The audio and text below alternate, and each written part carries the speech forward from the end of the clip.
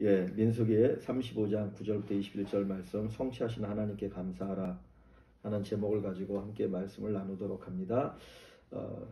성경 말씀 먼저 읽도록 하겠습니다. 9절부터 21절 제가 먼저 9절을 읽겠습니다. 여호와께서 또 모세에게 말씀하여 이르시되 이스라엘 자손에게 말하여 그들에게 이르라. 너희가 요단강을 건너 가나안 땅에 들어가거든 너희를 위하여 성읍을 도피성으로 정하여 부지 중에 살인한 자가 그리로 피하게 하라. 이는 너희가 복수할 자에게도 도피하는 성을 삼아 살인자가 회중 앞에 서서 판결을 받기까지 죽지 않게 하기 위함이니라. 너희가 줄 성읍 중에 6을 도피성이 되게 하되 새 성읍은 요단 이쪽에 두고 새 성읍은 가나안 땅에 두어 도피성이 되게 하라. 이 6성읍은 이스라엘 자손과 타국인과 이스라엘 중에 거류하는 자의 도피성이 되리니 부지 중에 살인한 모든 자가 그리로 도피할 수 있으리라. 만일 철 연장으로 사람을 쳐 죽이면 그는 살인자니 그 살인자를 반드시 죽일 것이요 만일 사람을 죽일 만한 돌을 손에 들고 사람을 쳐 죽이면 이는 살인한 자니 그 살인자는 반드시 죽일 것이요 만일 사람을 죽일 만한 나무 연장을 손에 들고 사람을 쳐 죽이면 그는 살인한 자니 그 살인한 자는 반드시 죽일 것이니라. 피를 보복하는 자는 그 살인한 자를 자신이 죽일 것이니 그를 만나면 죽일 것이요 만일 미워하는 까닭에 밀쳐 죽이거나 기회를 엿보아 무엇을 던져 죽이거나 같이 봅니다. 아기를 가지고 손으로 쳐 죽이면 그 친자는 반드시 죽일 것이니 이는 살인하였음이라. 피를 보복하는 자는 살인자를 만나면 죽일 것이니라. 아멘. 예, 요 이제 도피성에 관한 이야기인데 도피성 조금 이따 설명은 하고요. 여기와 연결되어지는 연결 구절에 이제 신명기, 요 민수기 뒤에 있는 신명기 19장과 여호수아, 그러니까 이스라엘 백성들이 광야 생활을 마치고 가나안 땅을 정복하고 이제 땅을 분배하게 되죠. 그 여호수아 20장에 보면 이 도피성에 관한 이야기가 나옵니다. 그러니까 민수기와 신명기는 도피성을 앞으로 가나안 땅에 들어가면 만들어라 하는 이야기고, 이제 여호수아 20장은 가나안 땅을 정복하고 나서 땅을 분배할 때 그 도피성을 이제 이렇게 만드는 그런 내용이죠. 그래서 이제 여호수아서에서 이 도피성에 관한 제도가 이제 정착이 되는 것을 보여줍니다.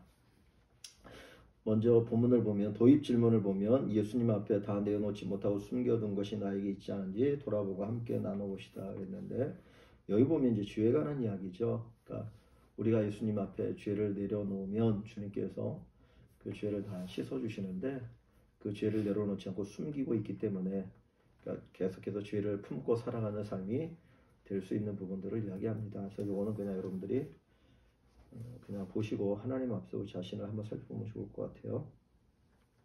그 본문의 질문으로 넘어가 보면 도피성으로 피할 수 있는 사람은 누구입니까? 이 사실이 성도에게 주는 은혜는 무엇입니까? 11절 한번 보고 얘기할까요? 너희를 위하여 성읍을 도피성으로 정하여 부지 중에 살인한 자가 그리로 피하게 하라. 도피성으로 피할 수 있는 사람은 부지 중에 살인한 자가 피할 수 있다라고 말씀하고 있습니다. 예. 이 사실을 통해서 하나님께서는 그 사람의 그 죄인됨을 또 아시고, 또 고의가 아니고 실수로 혹시라도 살인을 저질렀을 경우에는 그 한 번 더 그 기회를 주시고 바로 그 판결을 또 바로 이제 그 살인자로, 똑같은 살인자로 취급하지 않으시는 것을 통해서 하나님께서는 인간의 모든 연약함을 아시는 분이시구나라는 것을 알 수 있습니다. 예. 그 도피성이라는 말 자체가 이제 도망가서 피할 수 있는 곳이라는 거죠, 그죠? 내가 어디에서 도망가서 거기 피할 수 있는 그런 곳을 도피성이라고 얘기하는데, 어느 성을 얘기하죠. 그러니까 그곳에 피할 수 있는 사람 누구냐? 부지중이라는 건 의도하지 않았을 때, 그죠? 내가 누구를 죽이려고 의도하지 않았는데 과실치사죠, 과실치사.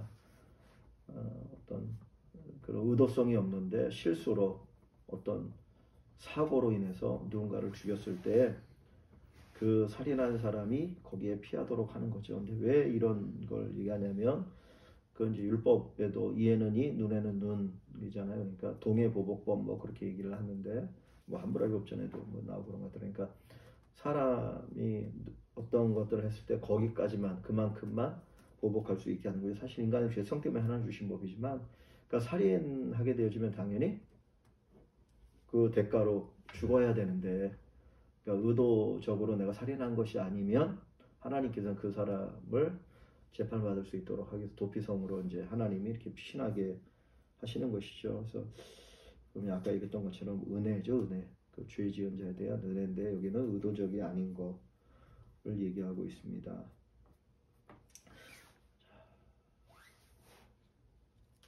2번으로 가보면 부지 중에 살인한 사람이 도피성 제도를 통해 누리는 혜택은 무엇입니까? 이 구절에서 내가 발견한 하나님은 어떤 분이십니까? 12절을 보면 이는 너희가 복수할 자에게서 도피하는 성을 삼아 살인자가 회중 앞에 서서 판결을 받기까지 죽지 않게 하기 위함이니라.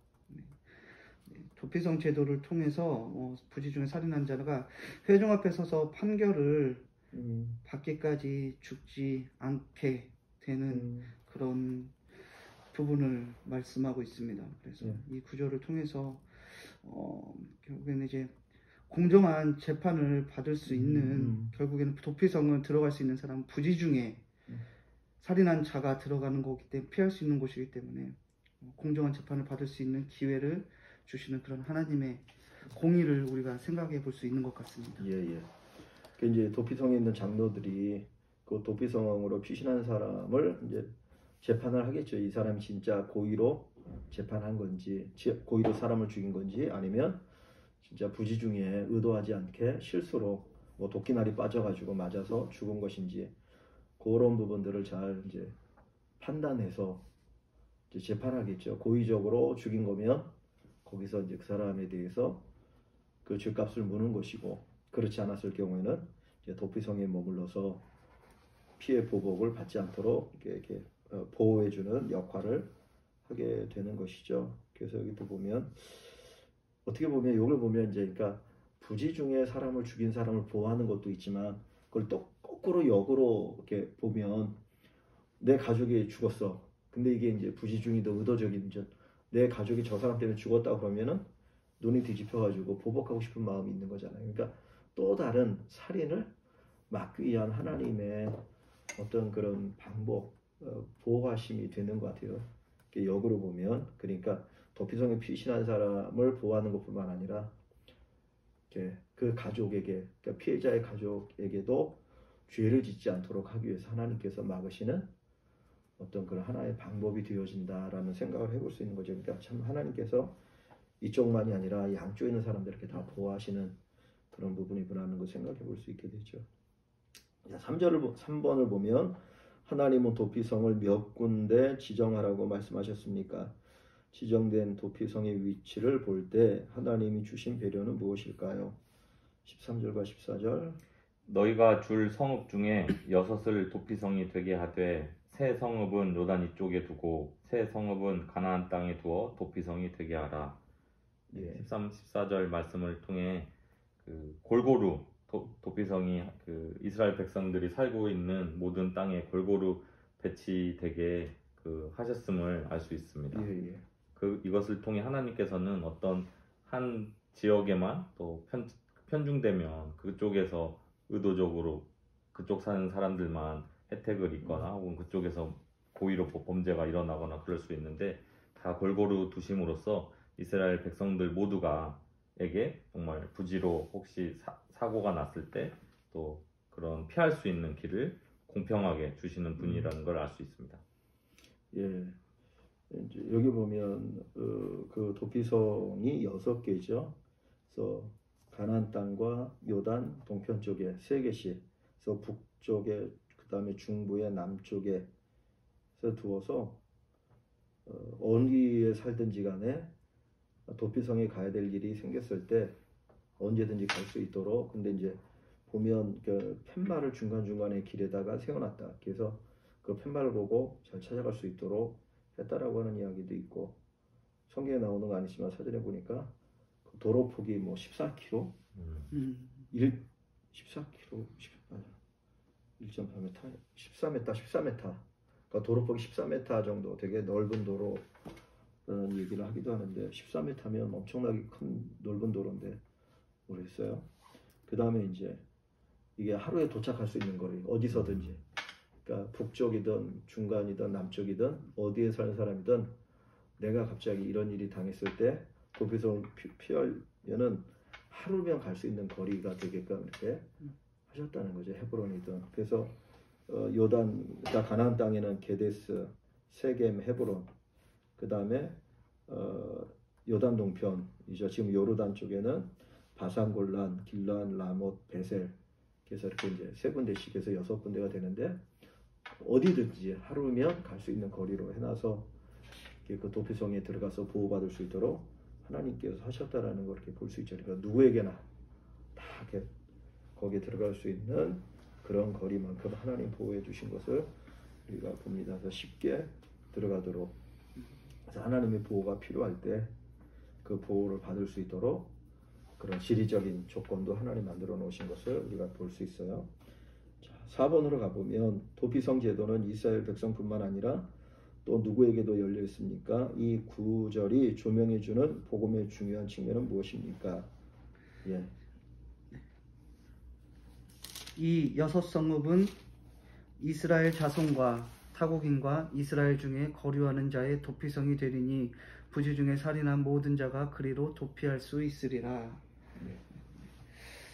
도피성 제도는 이스라엘 백성뿐만 아니라 그리고 타국인 그리고 이스라엘 중에 거류하는 자에게까지 모두 열려 있다라고 이렇게 말씀하고 있습니다. 그래서 이 구절이 조명해주는 복음의 중요한 측면을 생각해 볼 때 사도 바울이 그 로마서에서도 이야기했듯이 복음은 유대인이나 헬라인이나 모두에게 차별이 없다라고 말한 것처럼 복음은 차별 없이 모든 자에게 열려 있고 그리고 우리가 모두가 예수 그리스도를 섬길 수 있다라고 하는 그런 중요한 부분을 담고 있음을 우리가 알 수 있습니다. 예.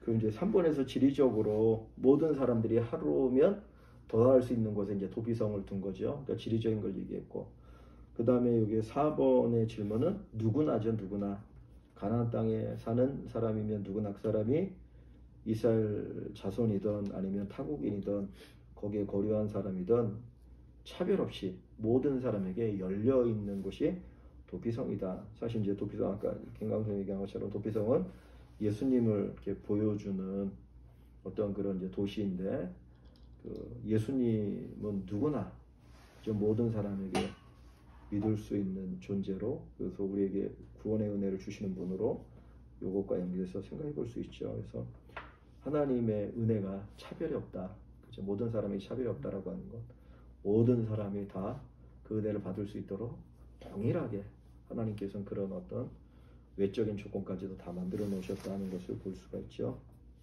자, 5번으로 가보면 도피성으로 피해도 생명을 보존할 수 없는 살인자는 어떤 살인을 저지른 사람입니까? 나는 하나님이 주신 은혜를 오히려 악용하고 있지는 않습니까? 예, 16절부터 21절에 있는 말씀들인데요. 만일 철 연창으로 사람을 쳐 죽이면 그는 살인자니 그 살인자를 반드시 죽일 것이요, 만일 사람을 죽일 만한 돌을 손에 들고 사람을 쳐 죽이면 이는 살인한 자니 그 살인한 자는 반드시 죽일 것이요, 만일 사람을 죽일 만한 나무 연장을 손에 들고 사람을 쳐 죽이면 그는 살인한 자니 그 살인자는 반드시 죽일 것이니라. 피를 보복하는 자는 그 살인한 자를 자신이 죽일 것이니 그를 만나면 죽일 것이요, 만일 미워하는 까닭에 밀쳐 죽이거나 기회를 엿보아 무엇을 던져 죽이거나 악의를 가지고 손으로 쳐 죽이면 그 친자는 반드시 죽일 것이니 이는 살인하였음이라. 피를 보복하는 자는 살인자를 만나면 죽일 것이니라. 아멘. 16에서 21절을 보면 그 죽였을 때 도구들을 보면 의도를 가지고 했는지 부지중했는지 알 수 있으니까, 어떤 칼이라든지 죽일 만한 돌이라든지 나무 연장을 통해서 그 살인을 저질렀으면 이거는 무조건 고의로 사람을 죽일 의도를 가지고 죽인 거니까 그 살인한 자를 반드시 죽이라고 말씀하고 있습니다. 또 그 뒤에서는 어떤 사람을 미워해서 보복할 목적으로 살인한 자는 반드시 죽여라. 그는 부지중에 살인한 자가 아니라고 했습니다. 그래서 도피성에 도망을 온 사람들이라도 그 재판을 통해서 그 살인이 고의였음이 밝혀지면 그 사람은 반드시 그 살인한 대가를 치러야 됨을 보여주고 있습니다. 그래서 이것을 통해 하나님께서는 그 사람의 살인한 자의 의도나 그 목적까지도 분명히 보시고 그에 대한 합당한 그 판결을 하시는 분임을 알 수 있고, 또 이 도피성을 통해서 이 제도를 악용하는 그 사람들이 생기지 않도록 이런 말씀까지 해주는 것을 또 알 수 있는 것 같습니다. 예, 예. 그래서 여기 보면은 이제 그 16절부터 18절에는 철 연장, 사람을 죽일 만한 돌, 또 사람을 죽일 만한 나무 연장, 이런 걸 보면은 이제 그걸 가지고 죽였다는 거는 의도적으로 내가 죽이려고 했다라는 걸 보여주는 거니까요, 그죠?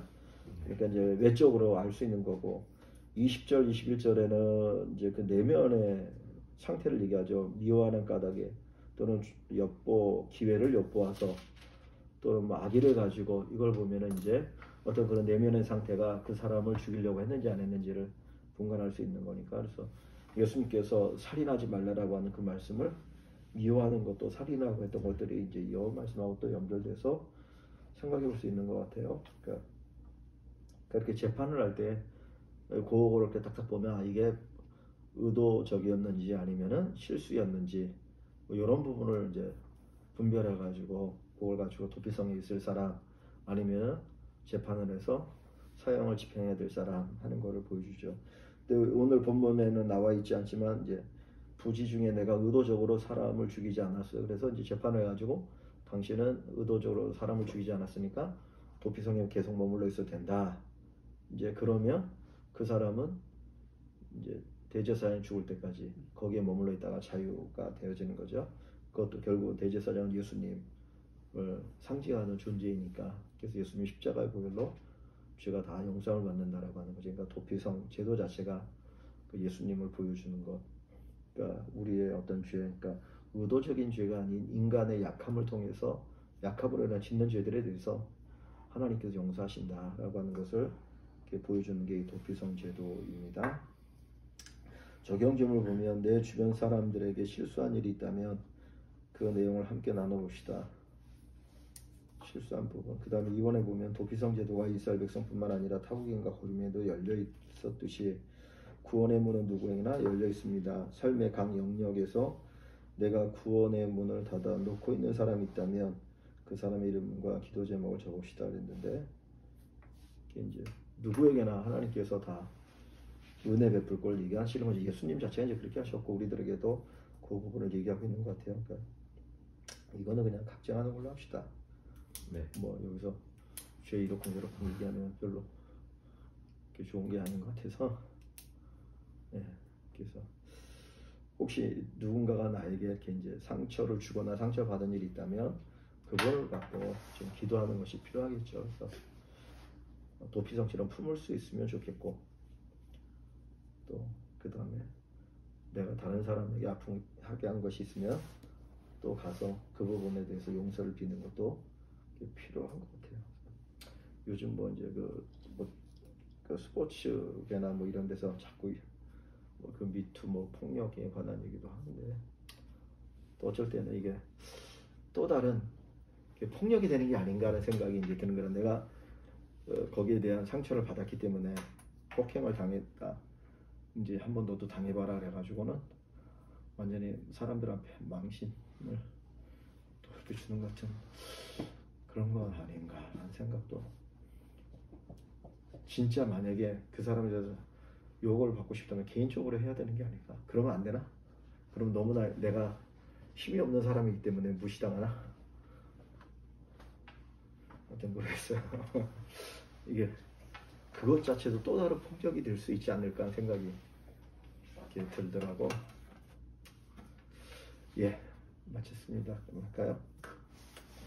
살아계신 하나님 아버지 감사합니다. 오늘도 하나님의 말씀들을 또 생각해 보게 하시고 또 나누게 하시니 감사합니다. 도피성 제도를 통해서 정말 의도하지 않았지만 또 실수로 사람을 죽인 자들을 피해 보복으로부터 보호하셨던 하나님의 은혜 사랑이 있음을 우리 알게 하시니 감사합니다. 예수 그리스도가 우리의 보호자가 되시고 우리를 안전하게 지켜주시고 그 안에서 우리의 모든 죄들이 다 용서함 받게 하시고 또 새로운 삶을 살아갈 수 있는 길을 열어주심을 감사합니다. 정말 주님의 이 놀라우신 은총에 대한 고백이 더욱더 풍성하게 하시고 하나님께 영광이 되게 하여 주시옵소서. 여러모로 도우시는 주의 손길들을 인하여 찬양합니다. 하나님만이 영광받아 주시옵소서. 남은 하루도 주께 온전히 의탁하고 예수님의 이름으로 기도합나이다. 아멘.